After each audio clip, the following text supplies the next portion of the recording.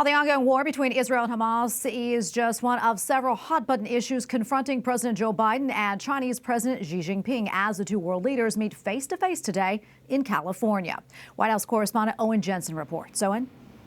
That's right, Tracy. The U.S. wants China to use its influence over Iran to keep the Mideast war from expanding beyond its current borders. President Biden today held a bilateral meeting with President Xi of China just outside of San Francisco to discuss that and much more. Their one-on-one discussion capturing the globe's attention.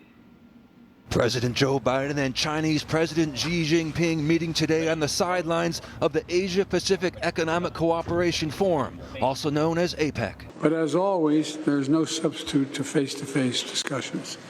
I've always found our discussions straightforward and frank, and I've always appreciated them. China-U.S. relationship has never been smooth sailing over the past 50 years or more, and it always faces problems of one kind or another. Yet it has kept moving forward amid twists and turns. On the deadly Israel-Hamas conflict, the Biden administration wants China, a big buyer of Iranian oil, to use its sway over Iran to rein it in. Iran, of course, is a major backer of Hamas, and Iran's proxies have been attacking American forces.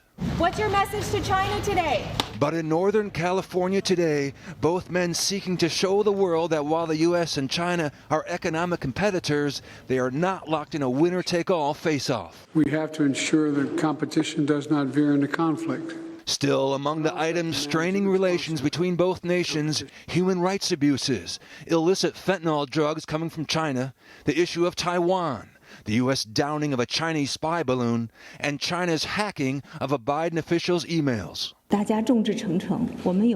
Chinese spokesperson pushed back on President Biden's earlier comment that China has real problems. China responded by calling on the U.S. to fix its own problems. And on the technology front, President Biden expected to defend U.S. export controls on semiconductor chips. Xi, meanwhile, looking for assurances from President Biden that the U.S. will not support Taiwanese independence. I value our conversation because I think it's paramount that you and I understand each other clearly, leader to leader. Also tonight, both the U.S. and China are seeking to restore military-to-military communications between their armed forces. U.S. military leaders have expressed repeated concerns about the lack of communication with China.